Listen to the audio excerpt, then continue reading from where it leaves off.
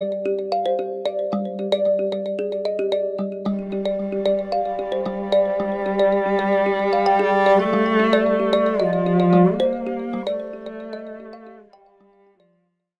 finit toujours par se savoir.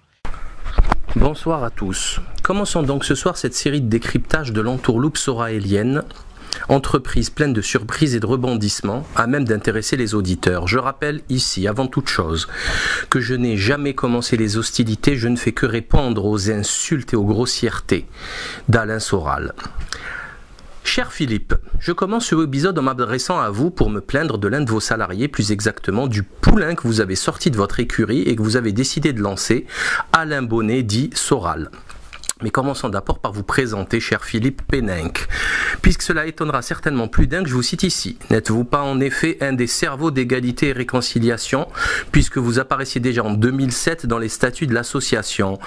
N'avez-vous pas été un gudard à l'instar de Frédéric Chatillon et un proche, voire très proche de Marine Le Pen et son père, puisque vous êtes aujourd'hui son conseiller occulte? Vous avez une formation d'avocat d'affaires, mais vous êtes surtout introduit dans divers business. Nous y reviendrons dans un prochain webisode si vous le voulez bien. Pour le moment, ce qui nous intéresse, c'est bien votre rôle réel dans la création d'égalité et réconciliation, aussi bien au niveau intellectuel que sur le plan financier. Il semble clair, les témoins sont nombreux, que vous ayez distribué des enveloppes pour financer et aider cette entreprise. L'adage napoléonien énonce clairement que c'est celui qui paie qui contrôle la situation, car la main qui donne est au-dessus de la main qui reçoit. C'est donc en vertu de cet adage qu'il me paraît tout à fait légitime de m'adresser à vous, en votre qualité de patron du vulgaire et très grossier personnage qu'est Alain Soral. Ma dernière expérience avec ce dernier m'a démontré une bonne fois pour toutes qu'il était complètement cinglé. C'est pour cette raison que j'ai estimé nécessaire de réaliser ici, comme premier sujet de ce premier webisode de ma soraloscopie, un diagnostic psychiatrique en bonne et due forme. Jusqu'où va-t-on descendre ? En effet, les dernières sorties de votre poulain sur Facebook concernant l'affaire des sexto-racistes sont beaucoup plus grave que l'affaire en elle-même. Nous observons d'emblée que votre préféré n'a pas atteint le stade adulte et qu'au vu des grossièretés systématiquement liées à la sodomie et autres pratiques abjectes qu'il utilise à chaque fois que quelqu'un le contredit, il est resté figé à presque 60 ans au niveau du stade anal, selon la classification de celui à qui il ressemble étrangement. Remarquant aussi que ce pitre a gravement déteint sur ses adeptes, étant donné la grossièreté hallucinante dont ils font preuve dans leurs commentaires. Autre caractéristique, il cultive un véritable culte pour son propre corps et son sexe, dont il se dit si fier. Une attitude très comparable à celle de la communauté homosexuelle, à tel point qu'il ferait un très bon directeur artistique du magazine Gay Têtu. Cela s'appelle, selon ses propres mots, élever le niveau. Mais on y reviendra plus tard. À vrai dire, je ne m'explique pas pourquoi vous avez décidé de prendre comme poulain cet animateur télé au chômage, alors qu'il s'est prostitué avec les plus belles racailles du PAF pendant de longues années. Mais cette problématique nécessitera certainement un autre épisode, vous devez avoir vos raisons. Une recherche de quelques heures sur Internet offre absolument toute la matière pour réaliser ce diagnostic. Un numéro de vie privée vie publique du 7 mai 2003 avec Mireille Dumas et une ribambelle de ploucs médiatiques nous démontrent clairement que ce type n'a rien d'humain, ni même d'un humanoïde.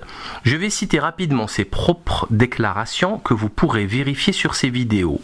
Je cite « Je n'aime pas la famille, je suis un gars du Nord. La famille méditerranéenne, c'est pas un modèle obligatoire. J'ai compris qu'il ne fallait pas trop aimer dans la famille. » Fin de citation.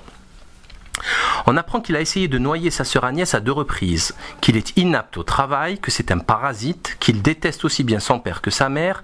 Il dit également qu'il s'est marié sans avoir invité aucun membre de sa famille. Nous assisterons à un moment pathétique rare lorsque sa sœur lui explique tendrement qu'elle l'aime. Il aura une réponse complètement ahurissante, je le cite. « Qu'est-ce que tu en as à foutre? Tu vis bien, ta carrière marche bien, t'es jolie. » Même Mireille Dumas le traitera de pervers. Sa façon de parler est si vulgaire qu'il ne s'en rend même plus compte lorsqu'il déclarera tout de go à Guillon, je le cite. « J'ai baisé ta femme Guillon et ce n'est pas demain que tu baiseras la mienne. » Quel respect peut-il avoir envers son épouse? On n'a pas idée de balancer une énormité pareille. Quant à l'émission Bal et Masque 1992 avec la même Mireille Dumas concernant son livre La vie d'un vaurien, ses confidences sont encore plus glauques. Il se vante d'avoir dragué plus de 1000 femmes. Joli programme de jeunesse, je le cite. Je savoure la drague comme une déchéance, en avouant son côté junkie et pathologique. Il veut être l'élu qui veut coucher avec toutes les femmes. Quel projet! Il osera une analyse marxiste des plus imbéciles en comparant la drague à la lutte des classes. Déjà que Marx, ça vole pas très haut. On découvrira dans ce passage les mêmes rhétoriques et gestuels qu'il utilise aujourd'hui pour expliquer le monde. Il n'a pas changé d'un iota. Il osera même traiter de vieux les quadras qui branchent des filles en boîte de nuit. Que doit-on alors penser de lui quand, à presque 60 ans, il s'amuse à draguer des jeunes filles sur Skype? Dire que c'est un vieillard? Dans 5 ans, il sera bon pour l'euthanasie, selon les critères hautement éthiques de Jacques Attali. On voit clairement que votre bonhomme est sérieusement atteint. Revenons rapidement sur l'insulte faite aux gens du Nord, qui, selon lui, n'aimeraient pas la famille. C'est à se demander d'où peut-il sortir une telle ânerie. Ce qui est gênant dans toute cette affaire, c'est de se présenter comme étant le meneur d'une dissidence résolument opposée au projet du lobby LGBT, au mariage pour tous, et de militer prétendument pour une famille traditionnelle, pour qui ne devrait pas ignorer l'aspect essentiel de la famille et de l'héritage culturel transmis et qui se dit de droite, voire d'extrême droite. Un aspect important de la problématique a trait au fait qu'il n'ait pas de famille et qu'il n'en veuille pas. Cela donne une certaine liberté dans l'immonde, car lorsque l'on a un héritage intellectuel et moral transmis par des ancêtres réels, et que l'on se doit de préserver, on ne peut pas les décevoir et insulter leur mémoire en se comportant de façon aussi lamentable, ignoble et pathétique. Logiquement, tout être sain d'esprit prenant connaissance des propos tenus dans cette vidéo ne pourra absolument pas suivre ce pervers narcissique dans une quelconque mouvement dont il serait le chef. Mais la suite est bien pire, n'est-ce pas, cher Philippe? Et vous le savez bien mieux que moi. En effet, Philippe, parlant de la mythomanie de votre poulain, Alain Soral est un menteur pathologique. Ses mensonges sont extrêmement nombreux et vérifiables sur simple clic. Ce qu'il croit être des réflexions sont en fait des postures destinées à éblouir, à étonner ou à choquer la petite bourgeoise pour éventuellement se la faire. Prenons l'exemple de cette vidéo de 2003 dans laquelle il exprime tout bonnement et avec une rare violence son mépris des comédiens. Rappelons au passage que Dieudonné est un comédien. Je le cite, « J'ai un mépris souverain pour les comédiens ». Fin de citation.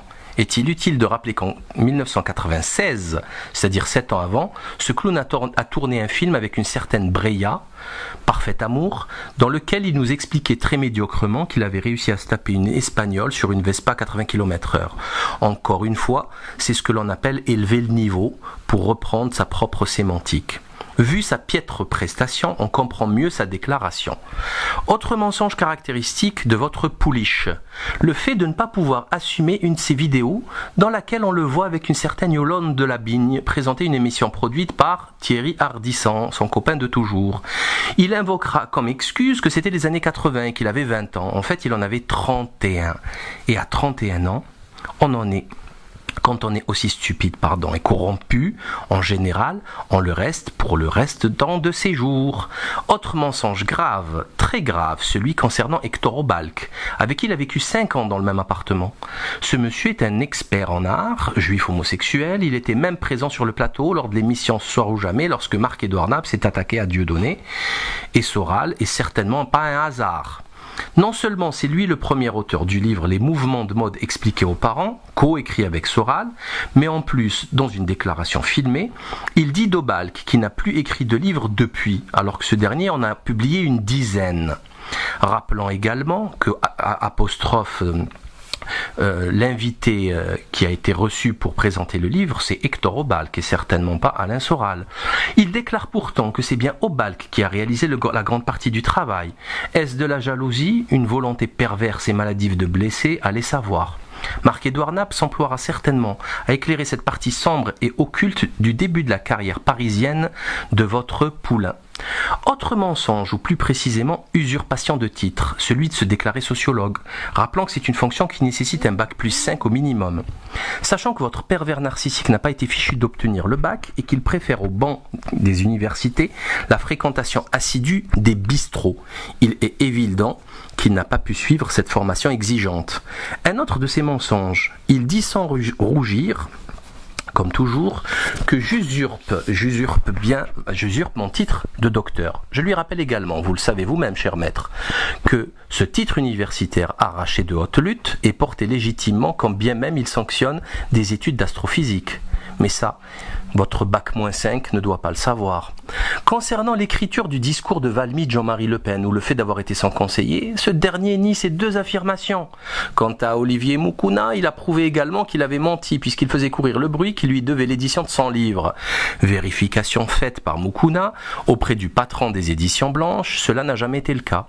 Avec Soral, la fin justifie les moyens et le mensonge fait partie intégrante de la panoplie de ces moyens. Ce qui est dingue, c'est que lui-même se décrit comme un escroc qui n'a jamais su rien faire de ses mains et qu'il s'est senti obligé de faire dans la vente de concepts ce que l'on appelle être dans le tertiaire. C'est lui qui le dit, c'est pas moi. Car en effet, il a parfois des éclairs de lucidité, mais les gens oublient malheureusement. Comment ose-t-il dire qu'il a été journaliste après avoir travaillé pour Ardisson, encore une fois, dans Entrevue à la rubrique Rumeurs? Il en faut du culot pour oser une telle énormité. Entrevue et tout ce qu'il y a de plus détestable dans la presse française, comme Ardisson, et ce qui existe le plus détestable dans le paysage audiovisuel français.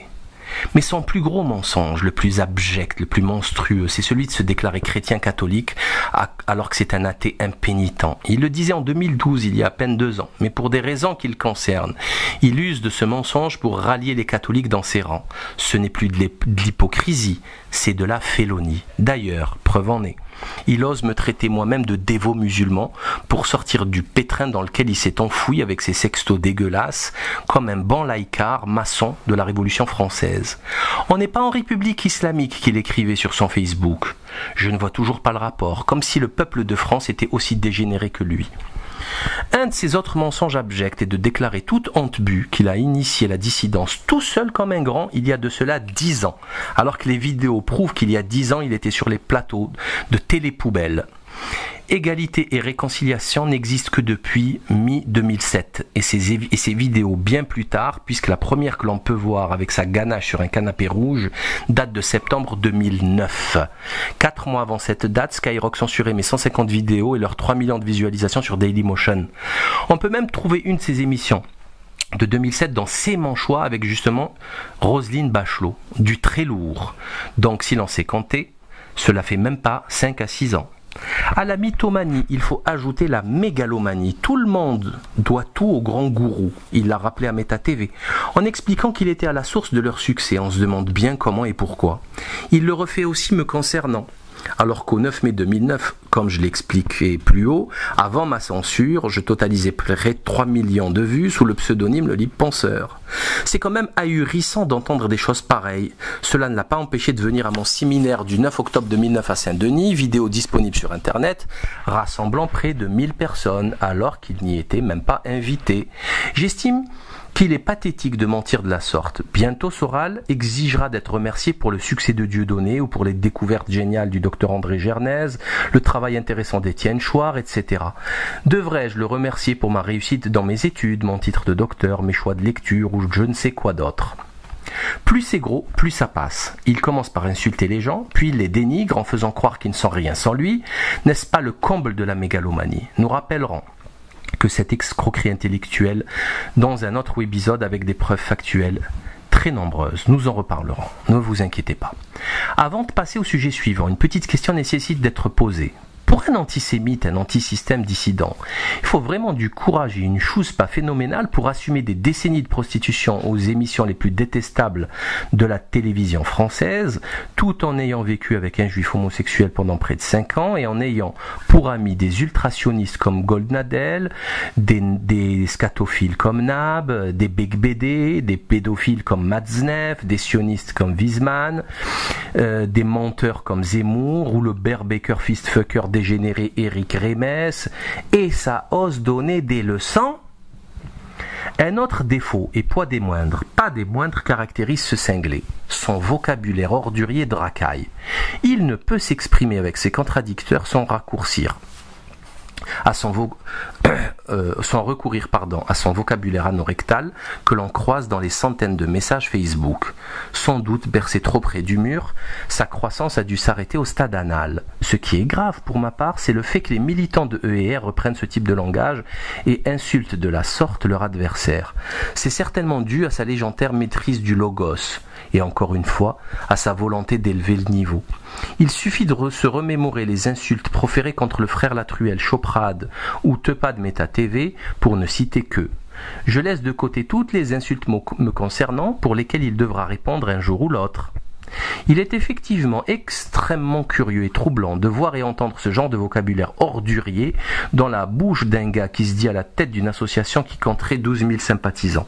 Ce même gars qui veut monter un parti politique pour concurrencer le Front National. Vous êtes sérieux là, Philippe ? Franchement, on est entre nous, personne n'écoute. Dernière chose, il n'a que ça à faire, poster des messages sur Facebook à 4h du mat' à son âge. À mon courrier du 6 novembre, votre poulain Alain m'a répondu une dizaine de jours plus tard avec un texte ordurier que lui seul peut commettre et dans lequel il m'expliquait dans une large partie que j'étais jaloux de la taille de son sexe et de sa capacité à coucher avec un nombre incalculable de femmes. C'était si grossier que je croyais que c'était Hulkan qui me faisait une farce. Ben non, c'était bien votre pouliche. Je pense que c'est sa grande maîtrise du logos qui s'est exprimée là encore. Effectivement, question de dépravation sexuelle, votre chouchou n'a rien à envier à un Dominique Strauss-Kahn ou à une Carla Bruni ou à un Roman Polanski, etc., etc., etc. Il dit lui-même que la drague était pour lui une drogue et qu'il compensait même avec l'héroïne les jours de vache maigre. Ah oui, effectivement, il faut rappeler que votre créature a été un junkie héroïnomane, rien que ça. Vous avez le chic de bien choisir vos poulains, vous devez les ramasser dans le caniveau. Pourquoi pas, ma foi, c'est une stratégie comme une autre. La droite des valeurs n'est en réalité qu'une grande et gigantesque supercherie dirigée par un partouzard pathologique qui a plus à voir avec l'idéologie 68arde qu'autre chose. Donc, lorsqu'il est question de défendre les valeurs familiales traditionnelles, il est évident que ce type fait tâche.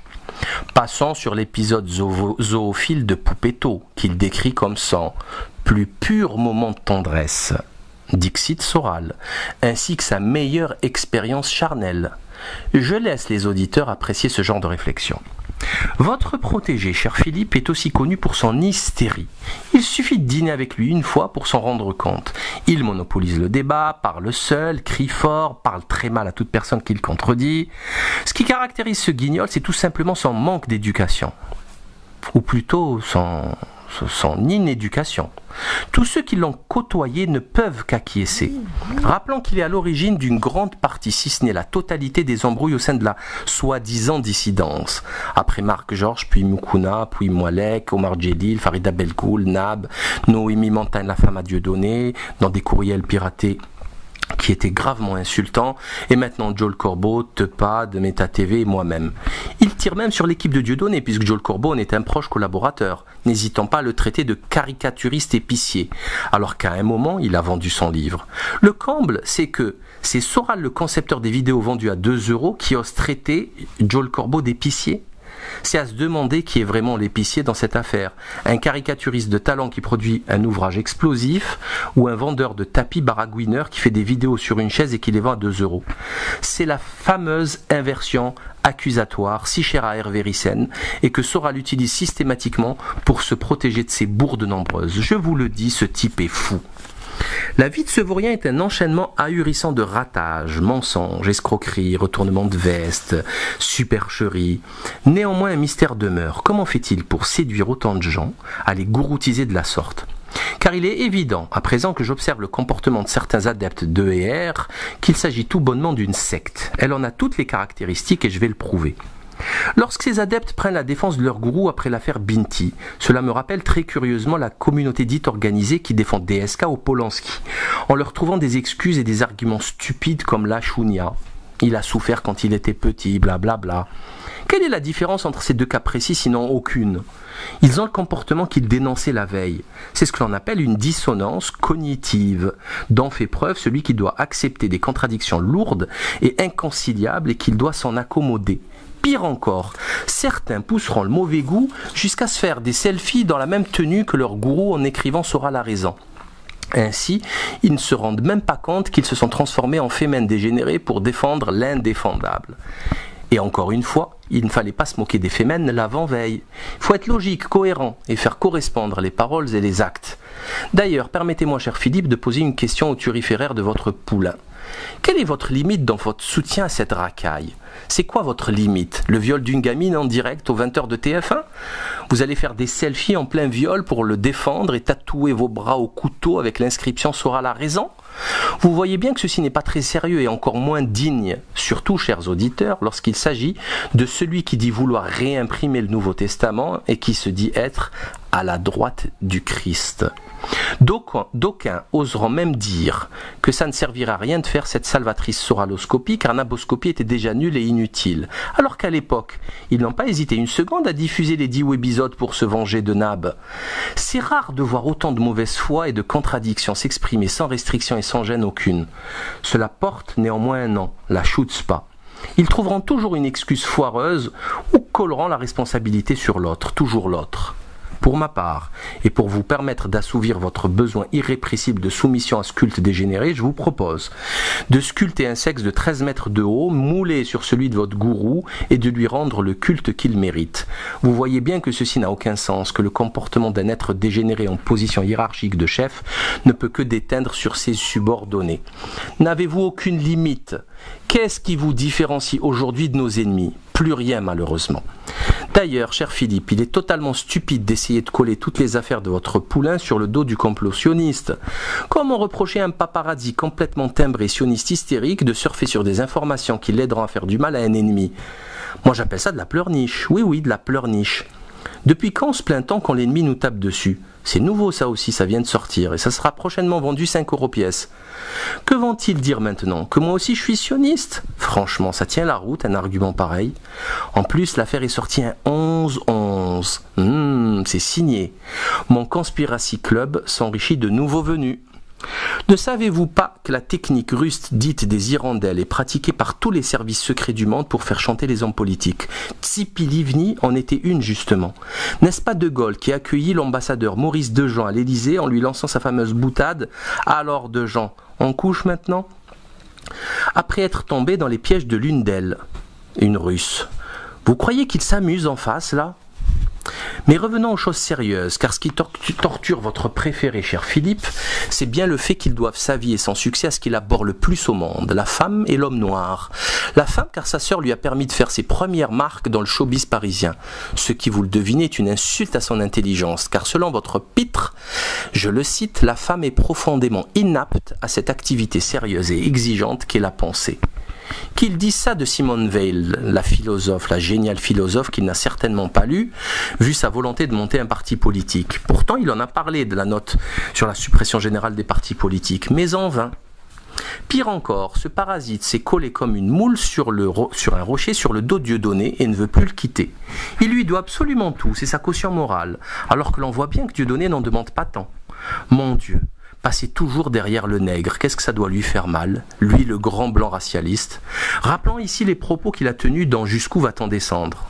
Je le cite, les Maghrébins africains et la tiers-mondisation de la France ont baissé le niveau de civisme. De même, la phrase concernant Dieudonné, l'aspect subversif de Dieudonné, c'est son côté blanc. Ajoutons-y les sexo-racistes, et dire qu'il a connu Binti grâce à Dieudonné et par Dieudonné qu'il l'utilise comme faire-valoir. On se demande bien d'ailleurs pourquoi il le cite dans ses échanges de sexto orduriers. Il n'en rate pas une. Ce n'est même plus une caution morale, on a l'impression vraiment que Dieudonné est tenu en otage. Il suffit de voir la vidéo de présentation de leur nouveau parti Réconciliation Nationale, dont le nom a déjà été déposé et qu'ils devront changer bientôt, c'est dire le niveau, pour comprendre et voir que Dieudonné donne la pénible impression d'être presque obligé de se trouver là, pressé d'en finir. Très curieuse association effectivement. Il semble clair et limpide que votre cher et si précieux cheval, une haridelle pour ma part, est un pervers narcissique, schizophrène et qu'il utilise son entourage pour mousser son ego. La célébrité qu'il en retirera sera-t-elle utilisée pour assouvir ses bas instincts les plus dépravés? En fait, c'est le projet d'Alain Soral, rien d'autre. La preuve supplémentaire que c'est un gourou, s'il en fallait une autre, c'est qu'il n'a aucun remplaçant au sein de l'association. Ayant éliminé tous les esprits brillants autour de lui, ne gardant que les soumis et les médiocres, il s'assure un avenir serein. D'aucuns nous accuseront de vouloir prendre sa place. C'est une accusation des plus risibles. Sachant l'état catastrophique de gouroutisation et de lavage de cerveau des membres du bureau de cette association, non, sans façon, merci. Une Soraélette inspirée m'a averti dans un post Facebook que j'allais perdre 75% de mes lecteurs. Ah bon, c'est merveilleux alors, car si je dois me débarrasser d'autant de moutons au cerveau lobotomisé en si peu d'efforts, dites-moi où est-ce qu'il faut signer de suite s'il vous plaît, ça me fera gagner du temps. Blague à part, je me demande bien comment ces derniers vont faire pour vivre avec autant de contradictions. Rappelons seulement que quand la vérité est remplacée par le silence est un mensonge. Il était intéressant également de rappeler l'expérience de votre salarié concernant les sectes, puisqu'il raconte dans Misère du désir paru en 2004, vers les pages 60, qu'il avait appartenu à la secte Isozen, y côtoyant une certaine Wendy, et j'en conclus logiquement qu'il a acquis une expérience assez fine de la manipulation des êtres. Il avouera même qu'il serait resté plus longtemps dans la secte, qui n'était qu'un vulgaire prétexte pour organiser des orgies pour le gourou. Toujours, encore et toujours la présence centrale du sexe dépravé dans la vie de ce vaurien. D'aucuns diront que c'était avant, que l'on peut changer depuis, mais ce n'est malheureusement pas le cas, bien au contraire. J'ai vraiment compris que c'était un fou cinglé, timbré lorsque j'ai reçu la réponse à mon courriel du 6 novembre. D'ailleurs, je lui reprochais dans ce dernier sa soumission à son entrejambe et que ça le perdrait. Prophétie qui ne tardera pas à se réaliser curieusement 5 jours plus tard avec l'affaire Binti. Mais là où je ne comprenais plus rien, c'est lorsqu'il me disait qu'il ne vendra plus mes livres ni diffuser nos vidéos pour me punir, en utilisant bien le terme punir, alors que dans mon courrier du 6 novembre, je l'informais déjà moi-même qu'il n'était plus question de lui vendre des livres des éditions Fiat Lux et que je lui interdisais dorénavant de parler de mes travaux. Du coup, je me dis de deux choses l'une, soit il a un décalage horaire ou plutôt journalier dans sa tête de 10 jours, pour une raison quelconque, soit il est complètement cinglé, totalement timbré, et c'est effectivement cette dernière réflexion qui me paraît la plus sage. Ce gars est tellement imbu de sa personne, il plane tellement haut qu'il n'a pas imaginé qu'un arabe puisse le traiter de la sorte. Il s'est créé une autre réalité qui lui convienne, alors que les faits sont là, les textes sont réels et les dates de leur publication aussi. Cette boursouflure égotique s'est même permis lors de mon meeting des législatives avec Dieudonné en 2012 de prononcer une phrase assez caractéristique de son complexe d'infériorité. Je le cite, « Moi aussi je remplis des salles ». Fin de citation. Car il y avait 700 personnes présentes. Pire encore, il osera traiter mon livre « La faillite du monde moderne » en ces termes, c'est sans comprendre l'empire. Qu'est-ce qu'on peut rajouter d'autre ? Mais on y reviendra dans un autre épisode, ne vous inquiétez pas. Pour finir, cher Philippe Péninck, je puis vous assurer que mon diagnostic est réfléchi, mon expertise fine et pointue. Votre Haridel souffre d'une schizophrénie lourde, du syndrome de la tourette pour son vocabulaire ordurier, d'une mégalomanie rarement constatée, d'un dysfonctionnement hormonal probable et surtout d'une connerie abyssale. Accessoirement, il est aussi très mal élevé, mais cela est dû à une éducation ratée. Ainsi, je vous déconseille vivement de porter ce vil personnage à la tête d'un parti politique, mais plutôt de le mettre sous curatelle. Je pense que ce sera le meilleur service à lui rendre et meilleur aussi pour tout le monde. Que peut-on attendre d'un papy sexagénaire qui chatte et drague des filles sur Skype des nuits entières en échangeant des photos de nus? Pas grand-chose si ce n'est les scandales qui éclatent aujourd'hui. Pas besoin de racailles dans la dissidence, il y en a assez au gouvernement. Pas besoin de psychopathes pour réconcilier la nation tout en insultant tout le monde et en racialisant les rapports sociaux. Ne vous inquiétez pas pour son avenir, il pourra toujours se convertir dans le porno avec le nomade pornocrate. Veuillez accepter, très cher Philippe Péninck, l'expression de mes plus exécrables salutations, en vous donnant rendez-vous mercredi prochain 3 décembre à 21h pour le prochain webisode.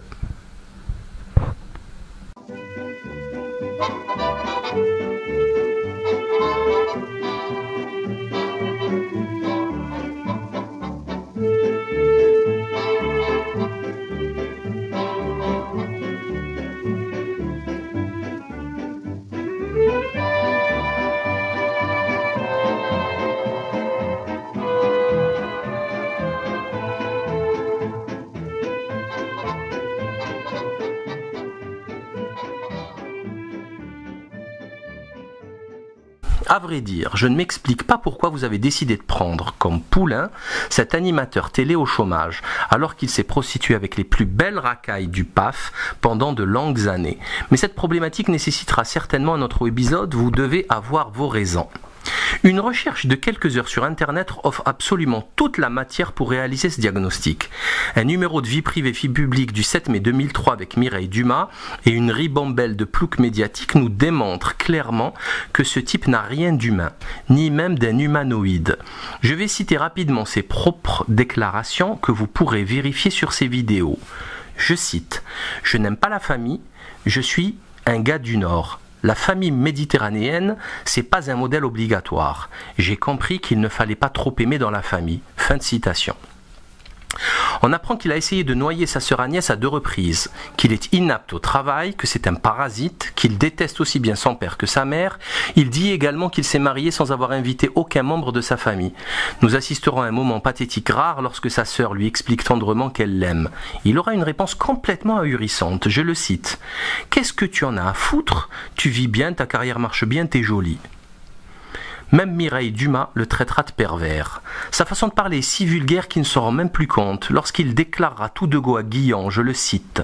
« J'ai baisé ta femme Guillan et ce n'est pas demain que tu baiseras la mienne. » Quel respect peut-il avoir envers son épouse ? On n'a pas idée de balancer une énormité pareille. Quant à l'émission Bas les masques 1992 avec la même Mireille Dumas concernant son livre La vie d'un vaurien, ses confidences sont encore plus glauques. Il se vante d'avoir dragué plus de 1000 femmes. Joli programme de jeunesse, je le cite. Je savoure la drague comme une déchéance, en avouant son côté junkie et pathologique. Il veut être l'élu qui veut coucher avec toutes les femmes. Quel projet! Il osera une analyse marxiste des plus imbéciles en comparant la drague à la lutte des classes. Déjà que Marx, ça vole pas très haut. On découvrira dans ce passage les mêmes rhétoriques et gestuelles qu'il utilise aujourd'hui pour expliquer le monde. Il n'a pas changé d'un iota. Il osera même traiter de vieux les quadras qui branchent des filles en boîte de nuit. Que doit-on alors penser de lui quand, à presque 60 ans, il s'amuse à draguer des jeunes filles sur Skype? Dire que c'est un vieillard? Dans 5 ans, il sera bon pour l'euthanasie, selon les critères hautement éthiques de Jacques Attali. On voit clairement que votre bonhomme est sérieusement atteint. Revenons rapidement sur l'insulte faite aux gens du Nord, qui, selon lui, n'aimeraient pas la famille. C'est à se demander d'où peut-il sortir une telle ânerie. Ce qui est gênant dans toute cette affaire, c'est de se présenter comme étant le meneur d'une dissidence résolument opposée au projet du lobby LGBT, au mariage pour tous, et de militer, prétendument, pour ma part, est un pervers narcissique, schizophrène, et qu'il utilise son entourage pour mousser son ego. La célébrité qu'il en retirera sera-t-elle utilisée pour assouvir ses bas instincts les plus dépravés? En fait, c'est le projet d'Alain Soral, rien d'autre. La preuve supplémentaire que c'est un gourou, s'il en fallait une autre, c'est qu'il n'a aucun remplaçant au sein de l'association. Ayant éliminé tous les esprits brillants autour de lui, ne gardant que les soumis et les médiocres, il s'assure un avenir serein. D'aucuns nous accuseront de vouloir prendre sa place. C'est une accusation des plus risibles. Sachant l'état catastrophique de gouroutisation et de lavage de cerveau des membres du bureau de cette association, non, sans façon, merci. Une Soraélette inspirée m'a averti dans un post Facebook que j'allais perdre 75% de mes lecteurs. Ah bon, c'est merveilleux alors, car si je dois me débarrasser d'autant de moutons au cerveau lobotomisé en si peu d'efforts, dites-moi où est-ce qu'il faut signer de suite s'il vous plaît, ça me fera gagner du temps. Blague à part, je me demande bien comment ces derniers vont faire pour vivre avec autant de contradictions. Rappelons seulement que quand la vérité est remplacée par le silence est un mensonge. Il était intéressant également de rappeler l'expérience de votre salarié concernant les sectes, puisqu'il raconte dans Misère du désir paru en 2004, vers les pages 60, qu'il avait appartenu à la secte Isozène, y côtoyant une certaine Wendy, et j'en conclus logiquement qu'il a acquis une expérience assez fine de la manipulation des êtres. Il avouera même qu'il serait resté plus longtemps dans la secte, qui n'était qu'un vulgaire prétexte pour organiser des orgies pour le gourou. Toujours, encore et toujours la présence centrale du sexe dépravé dans la vie de ce vaurien. D'aucuns diront que c'était avant, que l'on peut changer depuis, mais ce n'est malheureusement pas le cas, bien au contraire. J'ai vraiment compris que c'était un fou cinglé, timbré lorsque j'ai reçu la réponse à mon courriel du 6 novembre. D'ailleurs, je lui reprochais dans ce dernier sa soumission à son entourage l'entrejambe et que ça le perdrait. Prophétie qui ne tardera pas à se réaliser curieusement 5 jours plus tard avec l'affaire Binti. Mais là où je ne comprenais plus rien, c'est lorsqu'il me disait qu'il ne vendra plus mes livres ni diffuser nos vidéos pour me punir, en utilisant bien le terme punir, alors que dans mon courrier du 6 novembre, je l'informais déjà moi-même qu'il n'était plus question que je lui vende des livres des éditions Fiat Lux et que je lui interdisais dorénavant de parler de mes travaux. Du coup, je me dis de deux choses l'une, soit il a un décalage horaire ou plutôt journalier dans sa tête de 10 jours, pour une raison quelconque, soit il est complètement cinglé, totalement timbré, et c'est effectivement cette dernière réflexion qui me paraît la plus sage. Ce gars est tellement imbu de sa personne, il plane tellement haut qu'il n'a pas imaginé qu'un arabe puisse le traiter de la sorte. Il s'est créé une autre réalité qui lui convienne, alors que les faits sont là, les textes sont réels et les dates de leur publication aussi. Cette boursouflure égotique s'est même permis lors de mon meeting des législatives avec Dieudonné en 2012 de prononcer une phrase assez caractéristique de son complexe d'infériorité. Je le cite, « Je n'aurais pas ignoré l'aspect essentiel de la famille et de l'héritage culturel transmis et qui se dit de droite, voire d'extrême droite. » Un aspect important de la problématique a trait au fait qu'il n'ait pas de famille et qu'il n'en veuille pas. Cela donne une certaine liberté dans l'immonde, car lorsque l'on a un héritage intellectuel et moral transmis par des ancêtres réels et que l'on se doit de préserver, on ne peut pas les décevoir et insulter leur mémoire en se comportant de façon aussi lamentable, ignoble et pathétique. Logiquement, tout être sain d'esprit prenant connaissance des propos tenus dans cette vidéo ne pourra absolument pas suivre ce pervers narcissique dans une quelconque mouvement dont il serait le chef. Mais la suite est bien pire, n'est-ce pas, cher Philippe, et vous le savez bien mieux que moi.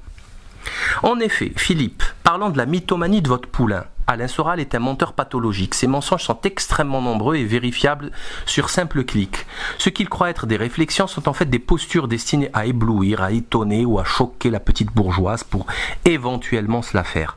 Prenons l'exemple de cette vidéo de 2003 dans laquelle il exprime tout bonnement et avec une rare violence son mépris des comédiens. Rappelons au passage que Dieudonné est un comédien. Je le cite, « J'ai un mépris souverain pour les comédiens ». Fin de citation. Est-il utile de rappeler qu'en 1996, c'est-à-dire 7 ans avant, ce clown a tourné un film avec une certaine Breya, Parfait Amour, dans lequel il nous expliquait très médiocrement qu'il avait réussi à se taper une Espagnole sur une Vespa à 80 km/h. Encore une fois, c'est ce que l'on appelle élever le niveau, pour reprendre sa propre sémantique. Vu sa piètre prestation, on comprend mieux sa déclaration. Autre mensonge caractéristique de votre pouliche, le fait de ne pas pouvoir assumer une de ses vidéos dans laquelle on le voit avec une certaine Yolande de la Bigne présenter une émission produite par Thierry Ardisson, son copain de toujours. Il invoquera comme excuse que c'était les années 80 et qu'il avait 20 ans. En fait, il en avait 31. Et à 31 ans, quand on est aussi stupide, et corrompu, en général, on le reste pour le reste de ses jours. Autre mensonge grave, très grave, celui concernant Hector Obalk, avec qui il a vécu 5 ans dans le même appartement. Ce monsieur est un expert en art, juif homosexuel, il était même présent sur le plateau lors de l'émission Ce soir ou jamais, lorsque Marc-Édouard Naps s'est attaqué à Dieudonné, et Soral est certainement pas un hasard. Non seulement c'est lui le premier auteur du livre Les mouvements de mode expliqués aux parents, co-écrit avec Soral, mais en plus, dans une déclaration filmée, il dit d'Obalk qu'il n'a plus écrit de livre depuis, alors que ce dernier en a publié une dizaine. Rappelant également que l'invité qui a été reçu pour présenter le livre, c'est Hector Obalk et certainement pas Alain Soral. Il déclare pourtant que c'est bien Obalk qui a réalisé la grande partie du travail. Est-ce de la jalousie, une volonté perverse et maladive de blesser? Allez savoir. Marc-Édouard Naps s'emploiera certes sans façon, merci. Une Soraélette inspirée m'a averti dans un post Facebook que j'allais perdre 75% de mes lecteurs. Ah bon, c'est merveilleux alors, car si je dois me débarrasser d'autant de moutons au cerveau lobotomisé en si peu d'efforts, dites-moi où est-ce qu'il faut signer de suite s'il vous plaît, ça me fera gagner du temps. Blague à part, je me demande bien comment ces derniers vont faire pour vivre avec autant de contradictions. Rappelons seulement que quand la vérité est remplacée par le silence est un mensonge. Il était intéressant également de rappeler l'expérience de votre salarié concernant les sectes, puisqu'il raconte dans Misère du désir paru en 2004, vers les pages 60, qu'il avait appartenu à la secte Isozène, y côtoyant une certaine Wendy, et j'en conclus logiquement qu'il a acquis une expérience assez fine de la manipulation des êtres. Il avouera même qu'il serait resté plus longtemps dans la secte, qui n'était qu'un vulgaire prétexte pour organiser des orgies pour le gourou. Toujours, encore et toujours la présence centrale du sexe dépravé dans la vie de ce vaurien. D'aucuns diront que c'était avant, que l'on peut changer depuis, mais ce n'est malheureusement pas le cas, bien au contraire. J'ai vraiment compris que c'était un fou cinglé, timbré lorsque j'ai reçu la réponse à mon courriel du 6 novembre. D'ailleurs, je lui reprochais dans ce dernier sa soumission à son entrejambe et que ça le perdrait. Prophétie qui ne tardera pas à se réaliser curieusement 5 jours plus tard avec l'affaire Binti. Mais là où je ne comprenais plus rien, c'est lorsqu'il me disait qu'il ne vendra plus mes livres ni diffuser nos vidéos pour me punir, en utilisant bien le terme punir, alors que dans mon courrier du 6 novembre, je l'informais déjà moi-même qu'il n'était plus question que je lui vende des livres des éditions Fiat Lux et que je lui interdisais dorénavant de parler de mes travaux. Du coup, je me dis de deux choses l'une, soit il a un décalage horaire ou plutôt journalier dans sa tête de 10 jours, pour une raison quelconque, soit il est complètement cinglé, totalement timbré, et c'est effectivement cette dernière réflexion qui me paraît la plus sage. Ce gars est tellement imbu de sa personne, il plane tellement haut qu'il n'a pas imaginé qu'un arabe puisse le traiter de la sorte. Il s'est créé une autre réalité qui lui convienne, alors que les faits sont là, les textes sont réels et les dates de leur publication aussi. Cette boursouflure égotique s'est même permis lors de mon meeting des législatives avec Dieudonné en 2012 de prononcer une phrase assez caractéristique de son complexe d'infériorité. Je le cite, « Moi aussi je remplis des salles ». Fin de citation. Car il y avait 700 personnes présentes. Pire encore, il osera traiter mon livre « La faillite du monde moderne » en ces termes, c'est sans comprendre l'Empire. Qu'est-ce qu'on peut rajouter d'autre ? Mais on y reviendra dans un autre épisode, ne vous inquiétez pas. Pour finir, cher Philippe Péninck, je puis vous assurer que mon diagnostic est réfléchi, mon expertise fine et pointue. Votre Haridel souffre d'une schizophrénie lourde, du syndrome de la tourette pour son vocabulaire ordurier, d'une mégalomanie rarement constatée, d'un dysfonctionnement hormonal probable et surtout d'une connerie abyssale. Accessoirement, il est aussi tradition les plus détestables de la télévision française, tout en ayant vécu avec un juif homosexuel pendant près de 5 ans et en ayant pour amis des ultrasionistes comme Goldnadel, des scatophiles comme Nab, des Begbede, des pédophiles comme Matzneff, des sionistes comme Wiesmann, des menteurs comme Zemmour ou le Baker fistfucker dégénéré Éric Rémès, et ça ose donner des leçons. Un autre défaut, et pas des moindres, caractérise ce cinglé, son vocabulaire ordurier de racaille. Il ne peut s'exprimer avec ses contradicteurs sans recourir à son vocabulaire anorectal que l'on croise dans les centaines de messages Facebook. Sans doute bercé trop près du mur, sa croissance a dû s'arrêter au stade anal. Ce qui est grave pour ma part, c'est le fait que les militants de EER reprennent ce type de langage et insultent de la sorte leur adversaire. C'est certainement dû à sa légendaire maîtrise du logos, et encore une fois, à sa volonté d'élever le niveau.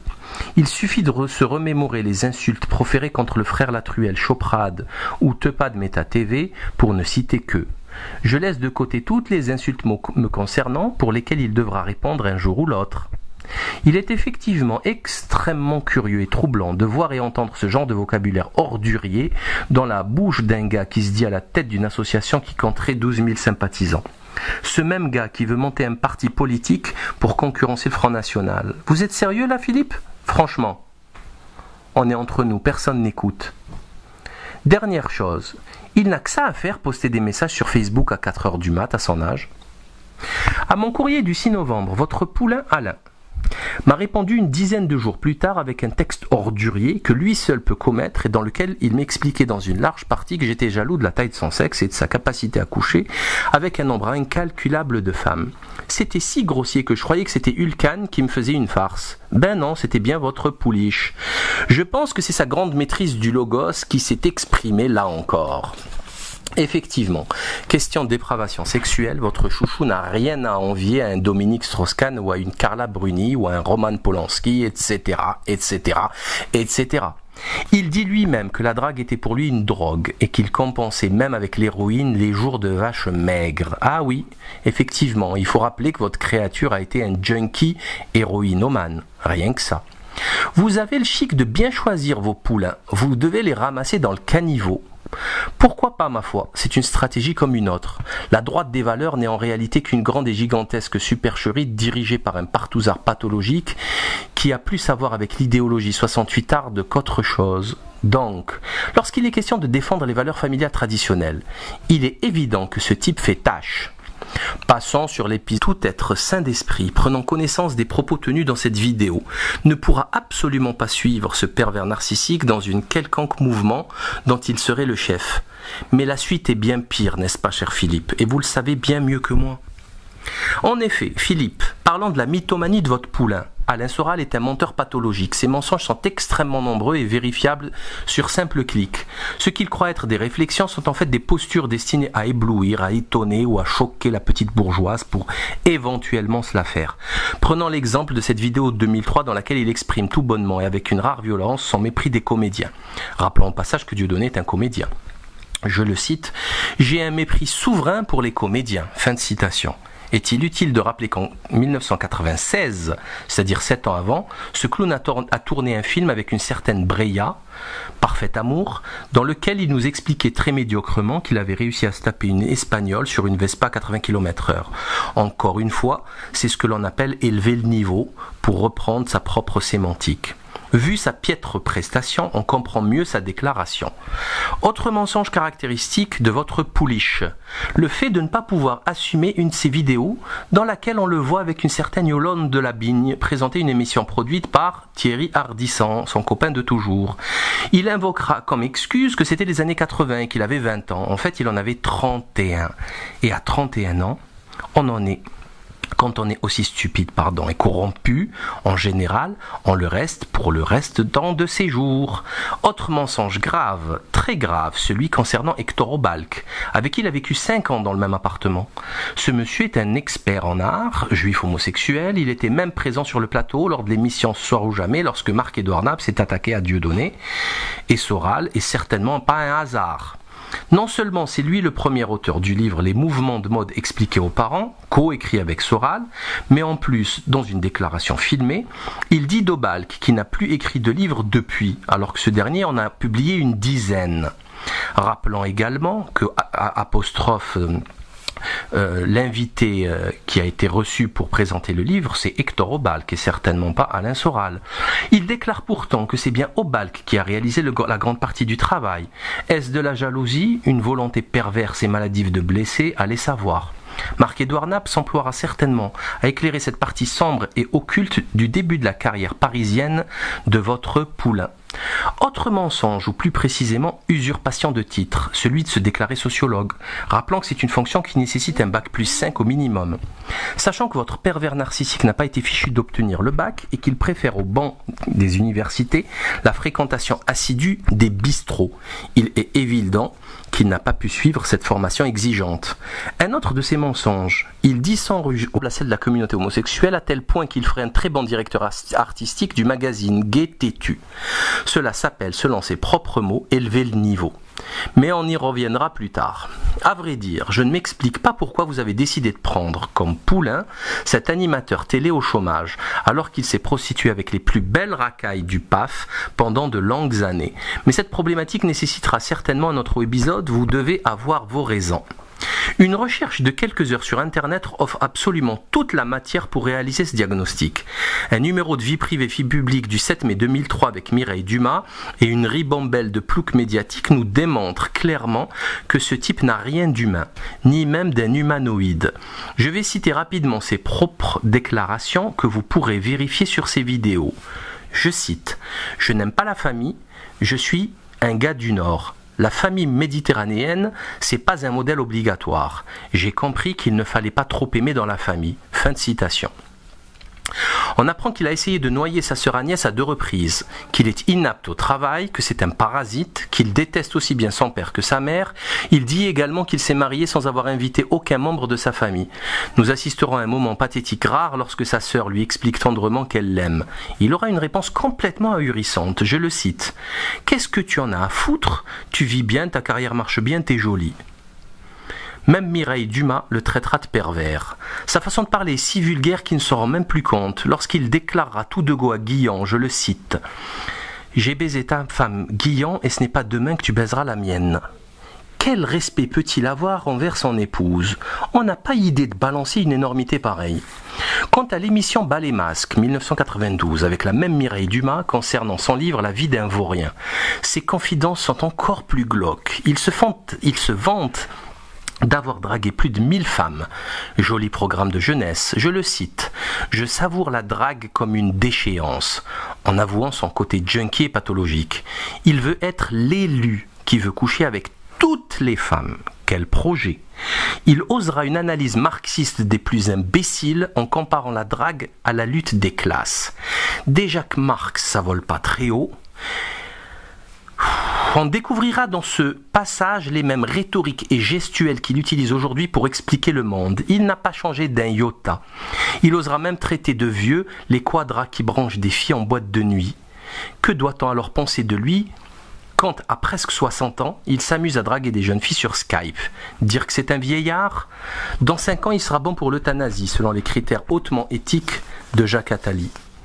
On voit clairement que votre bonhomme est sérieusement atteint. Revenons rapidement sur l'insulte faite aux gens du Nord, qui, selon lui, n'aimeraient pas la famille. C'est à se demander d'où peut-il sortir une telle ânerie. Ce qui est